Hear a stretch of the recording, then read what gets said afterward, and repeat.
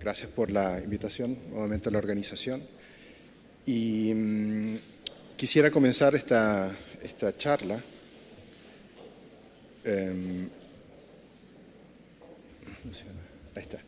Quisiera comenzar esta charla con un vídeo que espero que podáis mirar con atención, porque probablemente no hayáis visto nunca uno parecido a esto.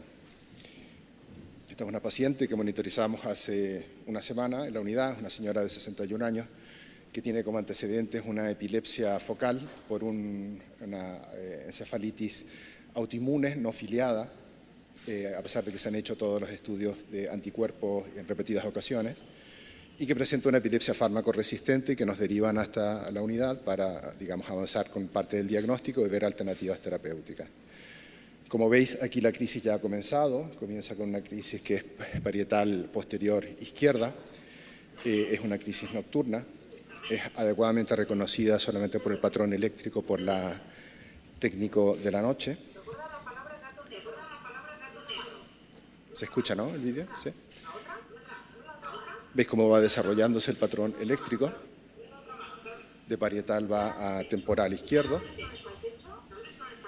Comienza como una crisis focal con alteración de conciencia. Hace algunos automatismos orales ya cuando se propaga a nivel frontal anterior.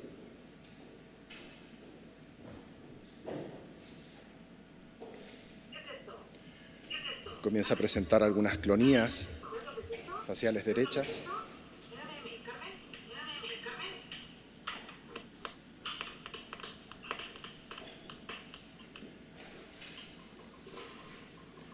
Que comienza a hacer una propagación hacia el lado contralateral.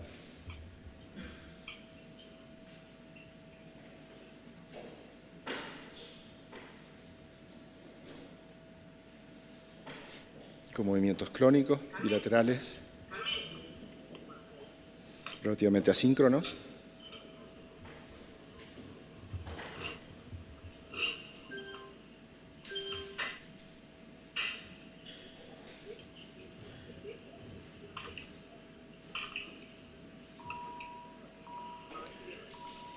Veis que la crisis está propagando.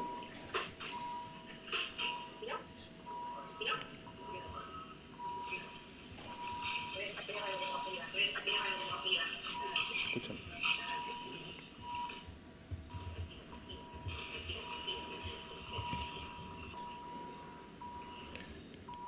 Se establecen medidas de soporte para favorecer la vía respiratoria.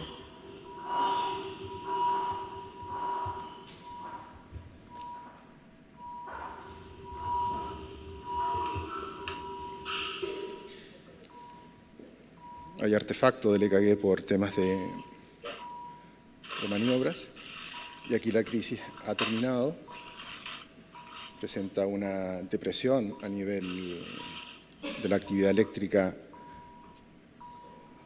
post-generalización.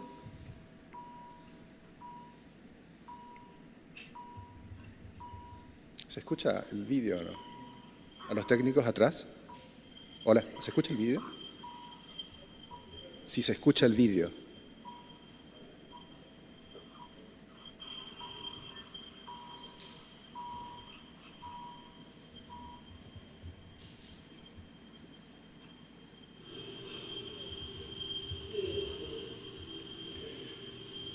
Fijaos cómo comienza a deprimirse más el electroencefalograma. Todo esto ya es la parte posictal.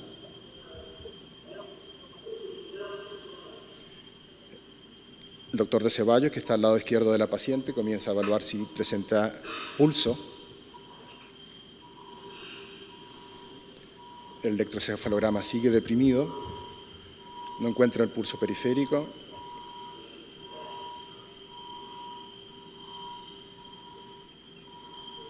Se trata de identificar en el lóbulo de la oreja.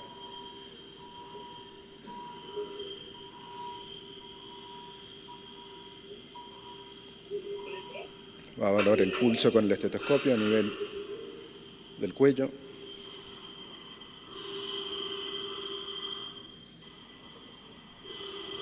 Se comienza la ventilación de la paciente. El electroencefalograma se deprime aún todavía más. Esto es lo que se llama aplanamiento electroencefalográfico post-crisis. No hay ninguna actividad mayor de 10 microvoltios por mililitro, por 10 microvoltios, perdón.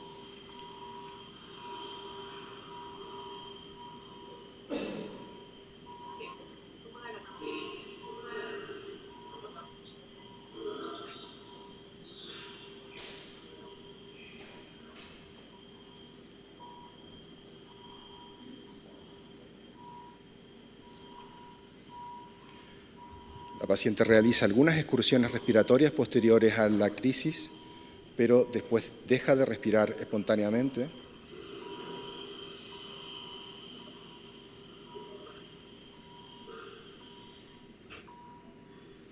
No reacciona, no se detectan los pulsos periféricos.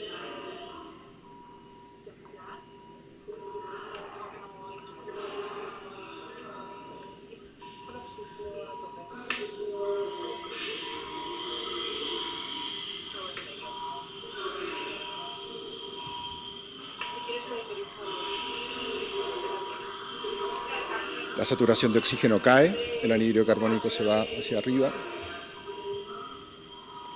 La paciente sigue sin respirar.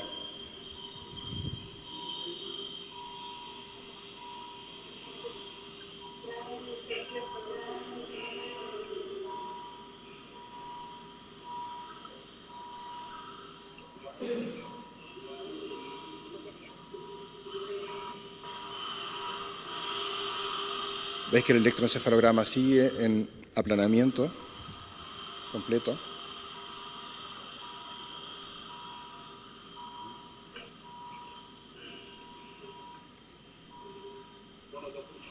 Y la paciente en asistolia.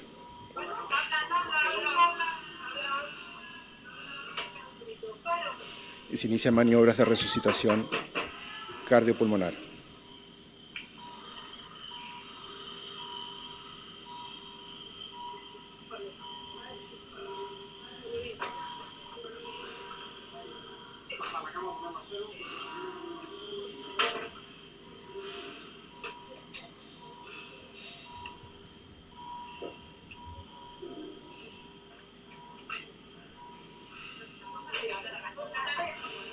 Todo lo que estáis viendo es artefacto por el movimiento, no es actividad eléctrica cerebral, es artefacto por la manipulación de la RCP. Sin embargo, probablemente hay algo mayor de actividad en el background a raíz de la perfusión que está provocando la resucitación cardiorrespiratoria de la paciente.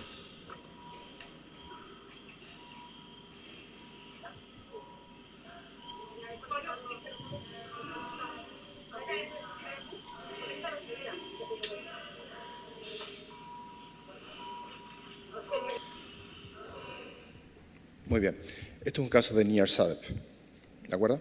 Si no se hubiera hecho la resucitación cardiorrespiratoria en ese momento, esa paciente hubiera fallecido en la unidad de epilepsia, después de una crisis secundariamente generalizada, simple, no es un estatus epiléptico, es una de las crisis habituales que tiene la paciente, no tenía elementos previos, digamos, de riesgo, como alguna alteración del ritmo, de la conducción cardíaca, o el único elemento que se podría considerar de riesgo es que la paciente anamnésticamente reflejaba al marido que tenía episodios posictales muy largos de recuperación que a veces duraban horas para llegar a un estado normal con una cianosis importante. ¿De acuerdo? Yo no sé si hay más casos, yo no me recuerdo haber visto en España más casos de Near-SUDEP reportados desde una unidad de epilepsia, pero esto es tremendamente importante y quería que lo viere fundamentalmente para que podamos ir analizando un poco cuál es la fisiopatología de esta complicación nefasta y cuáles son los elementos que tenemos que tomar en cuenta para que no nos ocurra. Entonces, como sabéis, en Europa y Australia y en Nueva Zelanda se hizo en el 2013 se publicó el proyecto Mortemus, que es un estudio retrospectivo donde se buscaban todos los casos de SUDEP y Near-SUDEP en una serie de unidades de epilepsia, de los cuales se recolectaron algo así como 160 aportes, digamos, por parte de unidades, ¿no? De los cuales se encontraron 9 casos de muerte súbita y 3 casos de casi muerte súbita que dispusieran al menos de un canal de vídeo de G y de registro electrocardiográfico. Todos los casos de muerte súbita y 7 de los cuasi de muerte súbita ocurrieron después de una crisis generalizada tónico-clónica. El fracaso de las funciones cardiorrespiratorias ocurrió dentro de los 3 primeros minutos. Entonces, esto es muy importante, que todas estas alteraciones, tanto de la frecuencia como del ritmo cardíaco, ocurren y comienzan a ocurrir después de la crisis, a veces algunos minutos después de que pase una crisis. ¿Qué es lo que se vio en estos pacientes? En el EKG había bradicardia o asistolia, en la respiración había bradipnea o apnea, el electroencefalograma mostraba supresión eléctrica posictal generalizada, y la finalización del proceso era de luego de 15 minutos en una apnea y una asistolia terminal. 14 de los 16 casos ocurrieron por la noche y los pacientes fueron encontrados en posición de pronación, y la RCP fue solamente efectiva si se inició en menos de 3 minutos de aparecido o diagnosticado el evento. Acá podéis ver, esta es una diapositiva donde muestra cuál es la frecuencia cardíaca y el ritmo respiratorio, y veis cómo todos estos registros son inmediatamente finalizada la crisis. Veis cómo comienza a disminuir en la mayor parte de los pacientes unos minutos después de la finalización de la crisis, y se acompaña tanto por la alteración de estas dos variables, más la alteración de lo que son las variables de saturación, evidentemente. Todos estos son casos de pacientes que fallecieron posterior a una de estas alteraciones. Entonces, lo que nos tenemos que concentrar nosotros para poder detectar y prevenir estos casos son lo que se llaman los biomarcadores, que ya sabéis son características de algún tipo que vamos a encontrar, que sean cuantificables y evidenciables y objetivables, que nos permitan identificar un proceso fisiológico o fisiopatológico. En SUDEP se describen 3 tipos de biomarcadores, que son los electrofisiológicos, los genéticos y los de neuroimagen, y en este caso, por lo que me pidieron en la charla, vamos a concentrarnos solamente en los electrofisiológicos. ¿Qué es lo que tenemos que detectar ante un paciente que vaya a ser monitorizado en una unidad de epilepsia? Una de las cosas, por ejemplo, es si tiene un síndrome de QT prolongado. Con esto vamos a tener que ir a analizar el QT de los pacientes antes de que ingresen a monitorización, si no han sido vistos por un cardiólogo. Alteraciones del control cardíaco, por ejemplo, disminución de la variabilidad del ritmo cardíaco, esto lo podemos hacer en otro setting. Si ocurre aplanamientos de electroencefalograma prolongado, las crisis que vamos registrando en la unidad de epilepsia, o si hay cuadros de hipoxemia posictal. La supresión del EEG posictal ya la habéis visto. Es esta disminución de la amplitud generalizada menor de 10 microvoltios en todos los canales del electroencefalograma. No hay una duración para definirlo, sino se define por el voltaje. Hay algunas dudas sobre si esto es realmente un biomarcador o no es un biomarcador de riesgo de SUDEP, pero sinceramente, en mi opinión, después de estar trabajando en este tema más de 15 años, yo creo que sí es un marcador de riesgo de complicaciones graves, en este caso de SUDEP. Hay algunas publicaciones, por ejemplo, este es un caso también que publicamos en Alemania en su momento. Hay algunos elementos en contra que podrían hablar de que este es un biomarcador, como que este aplanamiento del electroencefalograma se produce en aproximadamente la mitad de las crisis generalizadas tónico-clónicas, y hay algunos registros que se han hecho en Freiburg en que se ha visto que con electrodos invasivos, a pesar de que en el electroencefalograma de superficie haya actividad, no hay actividad, perdón, en los electrodos profundos todavía sigue habiendo cierto tipo de actividad. ¿Okay? Sin embargo, yo creo que el mensaje que tenemos que tomar es que sí es un marcador de riesgo, al menos de SUDEP. Hipoxemia e hipercapnia sabemos que se puede producir aún en crisis focales. Antes lo identificábamos como que, bueno, es una alteración de conciencia, entonces por eso el paciente no respira. Probablemente no. Probablemente es una estimulación, una inhibición activa de lo que son los centros respiratorios a nivel del tronco cerebral, lo que hace que estos pacientes a veces entren en apnea antes de que se produzca aún la crisis eléctricamente en el electroencefalograma. Esto es importante, es un trabajo que ha realizado la Nuria Lacquey, que me tocó estar en su disertación, la brillante disertación que hizo hace un par de semanas en el Hospital Vall d'Hebron en Barcelona, donde en uno de sus trabajos ella demuestra cómo a través de la estimulación del hipocampo y de la amígdala es posible que se produzcan episodios de apnea como manifestación bioeléctrica de este estímulo. Lo podéis ver como en los canales respiratorios, después de estimulaciones con 3 o 4 miliamperios, directamente se inhibe la respiración y el paciente normalmente no es consciente de esta inhibición de la respiración. Generalmente acá podéis ver como, por ejemplo, en una crisis, desencadenada con estimulación eléctrica, con electrodos invasivos. La apnea muchas veces comienza antes de que se produzca electroencefalográficamente la crisis. O sea, es uno de los marcadores o uno de los elementos que nosotros nos hemos olvidado de investigar porque simplemente no hemos tenido los canales y los electrodos responsables para poder medir esta actividad fisiológica en nuestras monitorizaciones de rutina. Este es otro elemento, por ejemplo, como veis, una crisis que se diagnostica que está al inicio acá, pero fijaos cómo la apnea comienza bastante antes de lo que se comienza la crisis. Y como os digo, nosotros habitualmente no utilizamos estos canales en las unidades de monitorización. Hay bastantes elementos que demuestran esta secuencia de eventos que conducen, digamos, a este desencadenamiento fatal que es el SUDEP. El segundo elemento que me gustaría, por favor, llamar la atención es la alteración de conciencia posictal. Esto tampoco ha sido ampliamente investigado, pero nosotros sabemos por las investigaciones que hacemos en nuestras consultas que hay algunos pacientes que reportan periodos posictales tremendamente prolongados, o sea, mucho más prolongados de lo que es habitual de una recuperación después de una crisis generalizada, efectivamente, ¿no? Sospechada en estos pacientes de que no pueda haber algún tipo de alteración que nos produzca estas alteraciones. Yo creo que es un elemento que tenemos que tener en cuenta en las anamnesis. Hay periodos posictales, hay recuperaciones que pueden durar horas para que un paciente recupere completamente la normalidad, por lo menos que nos surja la duda si esto puede ser un elemento de este tipo. Las arritmias cardíacas tenemos que investigarlas. Todos los tipos de arritmia cardíaca son importantes, no solamente las más graves, sino, como veis en estos casos, aún arritmias por fibrilación auricular, se han descrito casos en relación con SUDEP, no solamente las asistolias, que es lo que más se conoce, digamos, en este ámbito.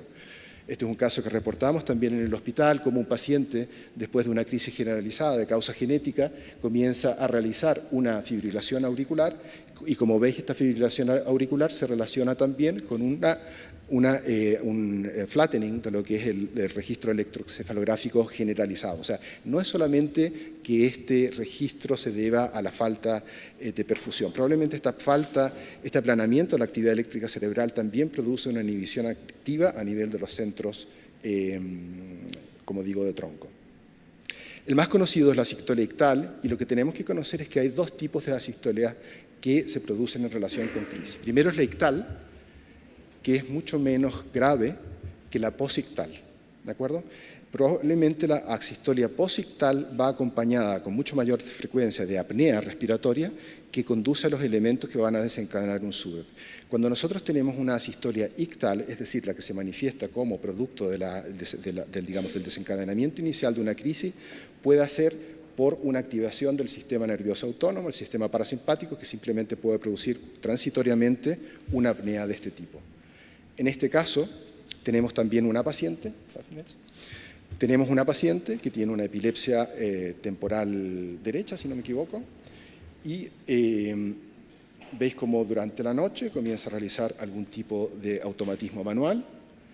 Esta paciente había hecho el día anterior crisis psicógenas. Si nosotros hubiéramos terminado el estudio diciendo, ajá, tienes crisis psicógenas, mira lo que ocurre.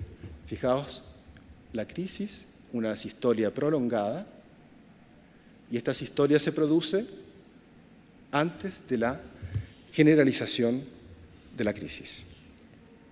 ¿De acuerdo? Ahí veis ya la parte de generalización, pero por favor tomar en cuenta el electrocardiograma en el momento de la recuperación de la crisis.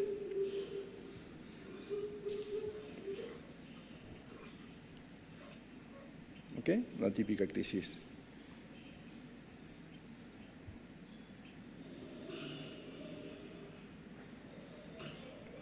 Entrando a la fase tónica, ahí está, hay mucho artefacto, pero después ya se logra ver el electroencefalograma.